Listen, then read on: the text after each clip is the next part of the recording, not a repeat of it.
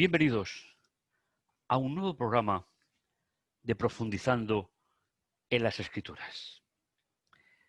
Una forma sencilla, organizada, de leer los temas importantes con respecto al discipulado y al compartir con otros el mensaje de salvación que nos permite acercarnos a todos estos temas a partir de la lectura de los textos bíblicos.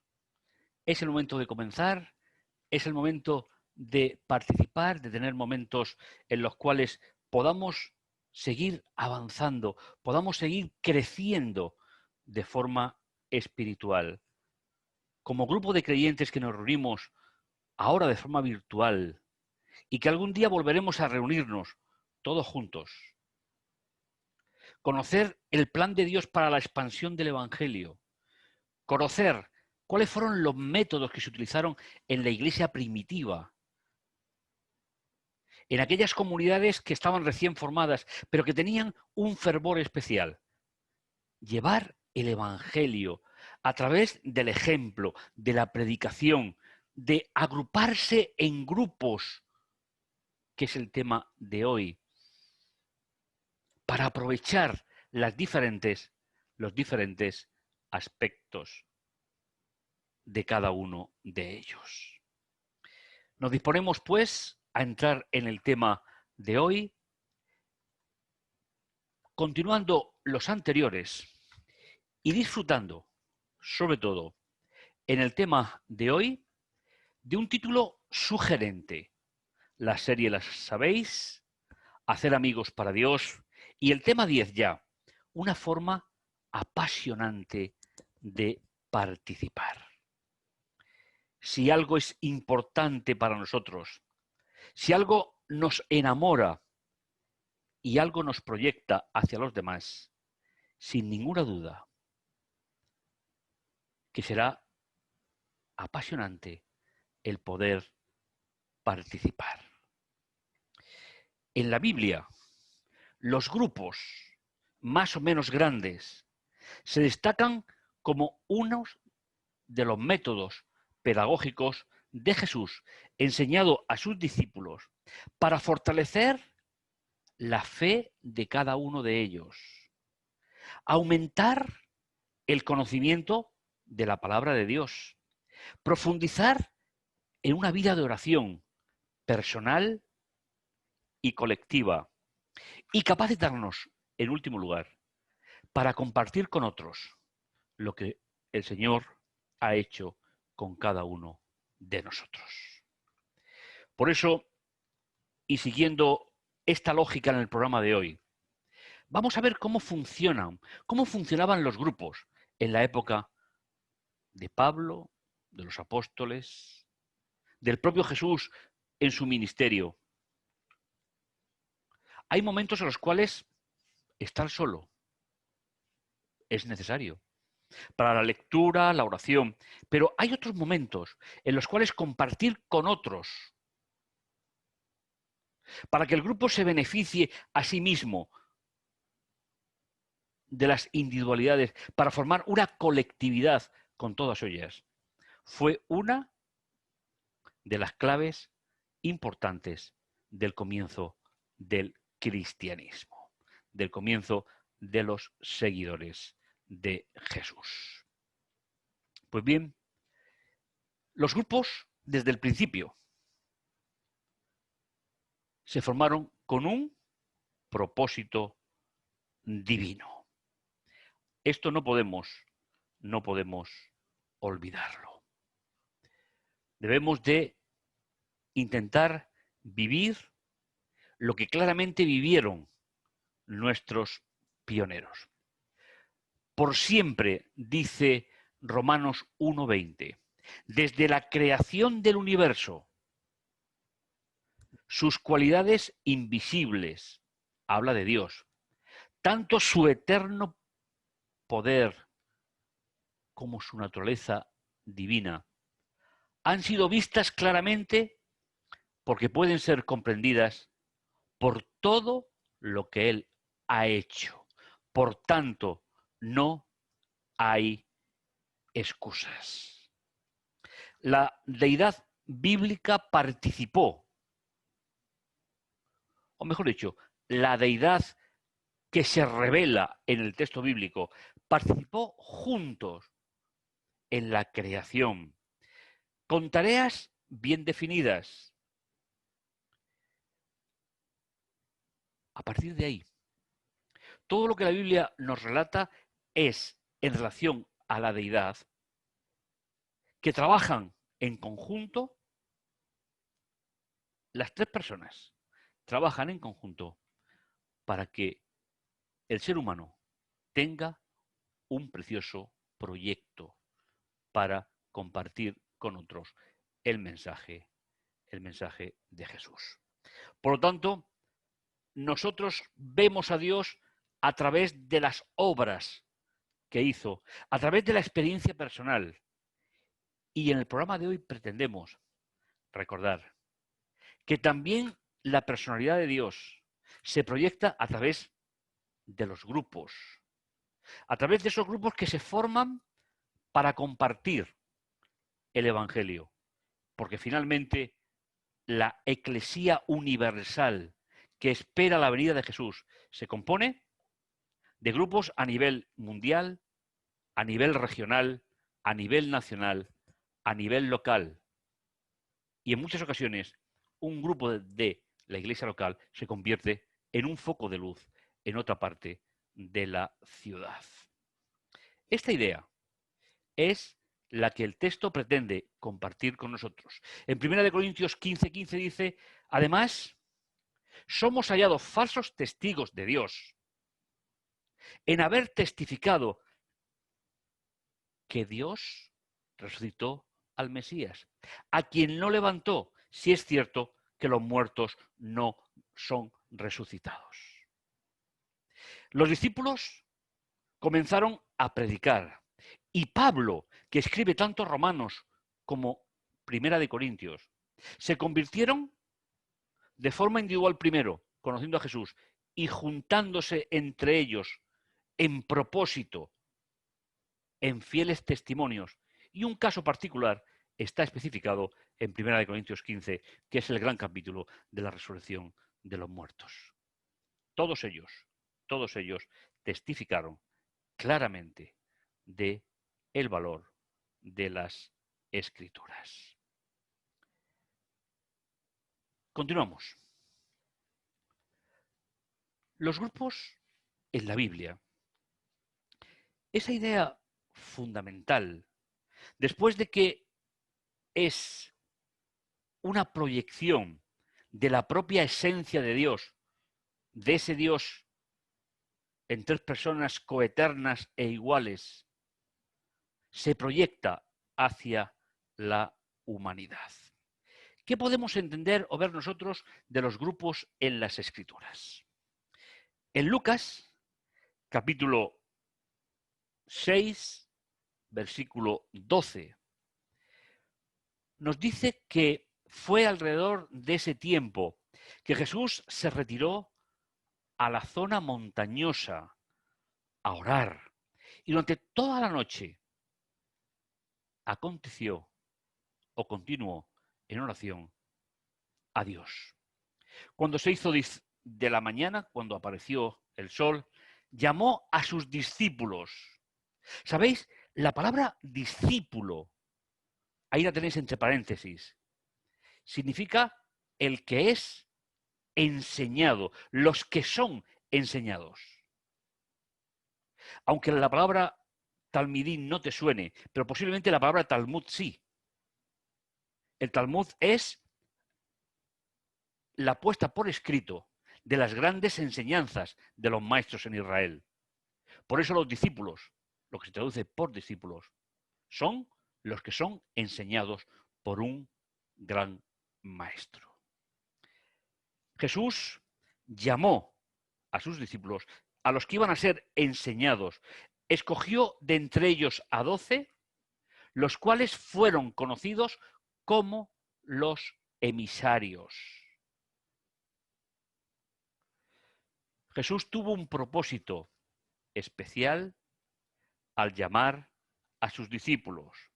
era prepararlos espiritualmente como en forma práctica, para que fuesen la semilla que germinara en la gran cosecha de la predicación del Evangelio hasta lo último de la tierra.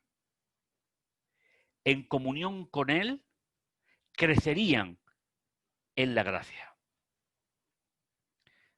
Aprenderían a vivir juntos y aprenderían a beneficiarse los unos de los otros.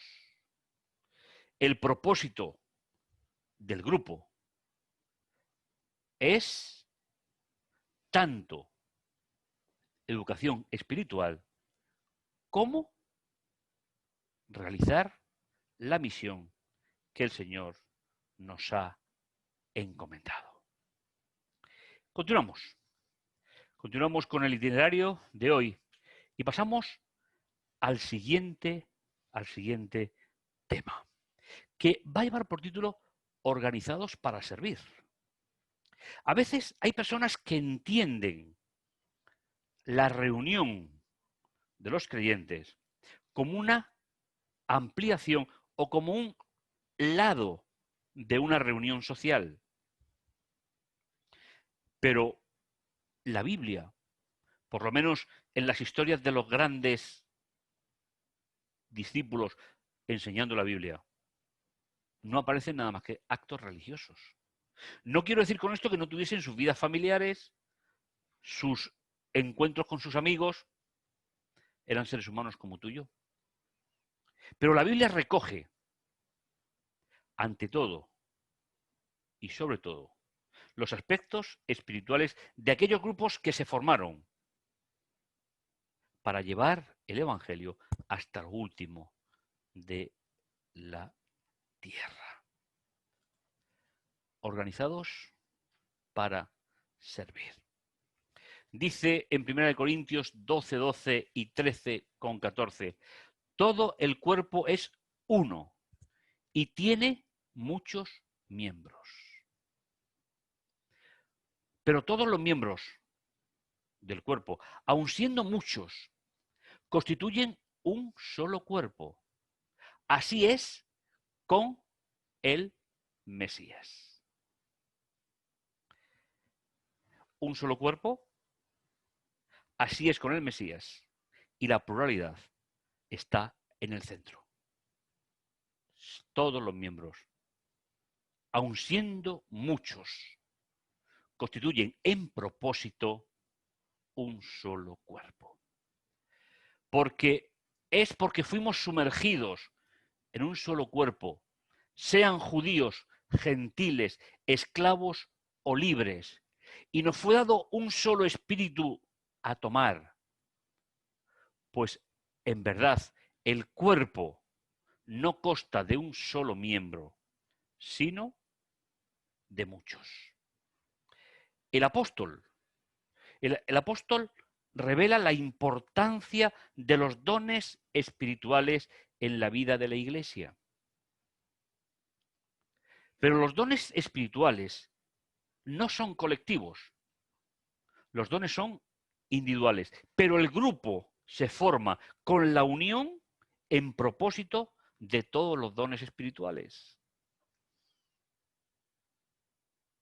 Todos tenemos al menos un don o varios que compartir entre nosotros.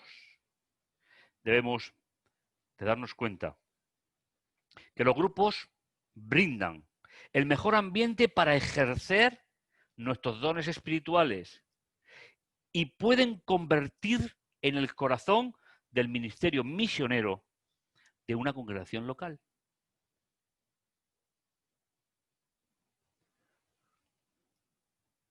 El cristiano, el seguidor de Jesús, no vive su experiencia solo, la vive en compañía o en colectividad. Por lo tanto, la idea del texto que organizados para servir no está diciendo que nos organicemos como un clan, un partido político o una peña de fans de un equipo deportivo.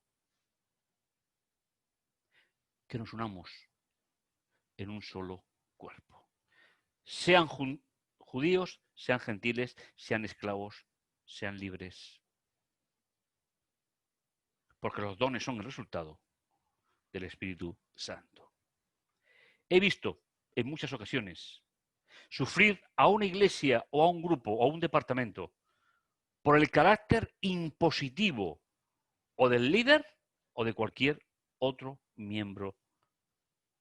La falta de diálogo, la falta de atender cómo ven la realidad otras personas, es lo que lleva a la inoperancia de una iglesia.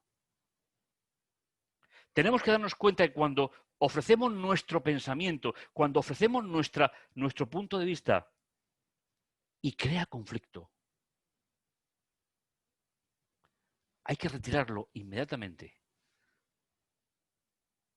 para retomarlo en el momento que pueda edificar y que pueda, sobre todo, edificar para gloria de Dios. Un grupo religioso llamado eclesía en el Nuevo Testamento. Es verdad que se forma de seres humanos independientes llamados por Jesús, pero es verdad que nunca llega a ser grupo hasta que el respeto y la organización interna del grupo permite observar los dones espirituales y permite proyectar como una sola persona en la misión que es la predicación del Evangelio de forma exclusiva. El cuerpo no consta de un solo miembro, sino de muchos, pero es un solo cuerpo.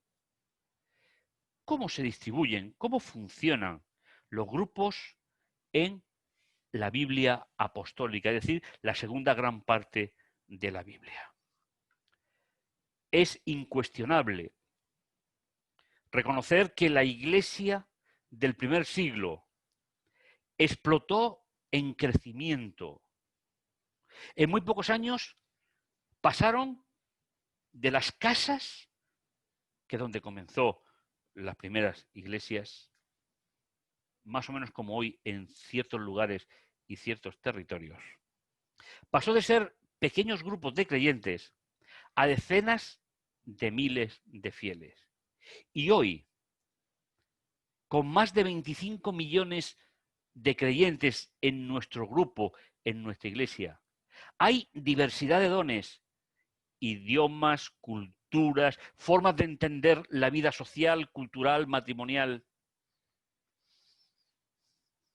Pero la riqueza de un grupo es unificar sin conflicto los diferentes argumentos de cada uno de los grupos que lo forman. Es sabido y notorio que cuando nuestra iglesia se reúne en conferencia general cada 5 años, acuden miembros de todas las partes del mundo. Solamente hay que echar un vistazo a las fotos que se publican en Internet para ver que la vestimenta, los roles de funcionamiento son diferentes en todo el mundo. Pero la unión de todos ellos forman la iglesia o remanente del final del tiempo. Saulo, Hechos 18:1. Se marchó de Atenas y se fue a Corinto, donde se reunió con un hombre judío llamado Aquila, natural del Ponto, pero había llegado recientemente de Italia con su mujer Priscila, porque Claudio había firmado un decreto de expulsión de todos los judíos de Roma. Saulo los fue a visitar, porque él tenía el mismo oficio haciendo tiendas de campaña, y se quedó con ellos y trabajaron juntos Y Saulo empezó a tener discusiones, diferentes puntos de vista, en la sinagoga todos los sábados, donde trataba de compartir lo que creía a judíos y a griegos. Pero después que Sila y Timoteo llegaron de Macedonia, Saulo se vio presionado por la urgencia del mensaje y testificaba profundamente a los judíos de quién era el Mesías. Es fascinante notar cómo en este texto se mencionan por nombre algunos de aquellos que trabajaron con Pablo. Para él, cada uno era importante. Los conocía por su nombre, los recuerda por su nombre. E incluso Lucas, cuando escribe estos acontecimientos en el libro de Hechos, siguen recordándolos con su nombre, su compañera de viaje en el matrimonio, el oficio con el que Pablo le unió a una persona expulsada de Roma. Es impresionante observar cómo la individualidad constructiva, no impositiva, se mantiene e identifica en la unidad al grupo al cual pertenece. Cada una de estas personas tenían, sin ninguna duda, dones que eran diferentes de los que poseían otros. Provenían de diferentes culturas. Hablaban maternamente diferentes lenguas. Sus formas de ver las cosas no siempre eran iguales, pero cada uno tenía una valiosa contribución al objetivo de compartir a Cristo con los demás. Sus diversidades entre los dones, antecedentes y experiencias personales fueron la base del crecimiento de las comunidades en aquella época. Cada uno contribuyó a la misión de Jesús, contribuyó desde el lugar donde estaba y donde se había situado en sus orígenes. Y por último, el grupo formado de la diversidad genera una dinámica que es el regalo del grupo para los demás. Porque no me he retraído de anunciaros el plan completo de Dios, dirá el apóstol. Velad por vosotros mismos y por todo el rebaño del Espíritu de Dios ha puesto como dirigentes para pastorear la asamblea mesiánica o la asamblea de seguidores de Jesús en Dios, la cual ganó para sí misma el costo de la sangre de su propio Hijo. Yo sé, dice el apóstol, que después de mi partida saldrán lobos salvajes entre vosotros y no perdonarán al rebaño.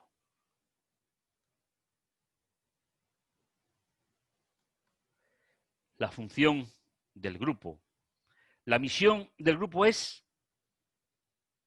protegerse hacia adentro y proyectarse hacia afuera. ¿Cuánto ganaríamos en nuestra experiencia diaria si cuando nos reunimos pudiéramos crecer en el propósito del grupo y no menguar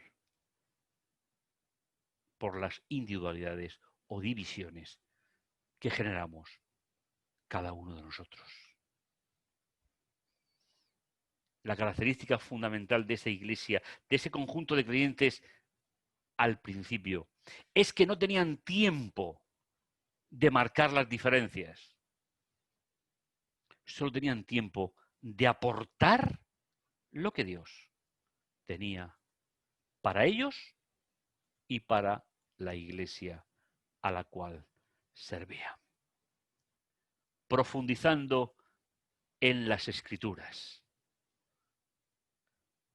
La razón de los grupos como iglesias, el propósito, la proyección y todo ello con un solo propósito: crecer espiritualmente y compartir con otros lo que Dios ha hecho por cada uno. Oramos al Señor. Bendito bondadoso Dios que estás en los cielos, te agradecemos, Señor, el privilegio de ser hijos tuyos. Te agradecemos, Señor, la oportunidad que tenemos de formar parte de ese grupo remanente que tiene un mensaje para predicar al mundo. Señor, ojalá que en el corazón de cada uno de nosotros el mensaje y el propósito esté por encima de las individualidades. Y sobre todo, Señor, esté por encima del pensamiento individual de cada uno de nosotros. Señor, esperamos tu venida y nos gustaría recibirte, si no nos llamas todavía al descanso, haciendo la misión, conservando al grupo y compartiendo el Evangelio con otros. Te lo agradecemos en el dulce nombre de Jesús. Amén. Pues no lo olvides. Tenemos una nueva cita, profundizando en las Escrituras. Una experiencia de fe que va de lo particular a lo colectivo. Que el Señor te bendiga, que el Señor te guarde. Y será hasta el próximo día.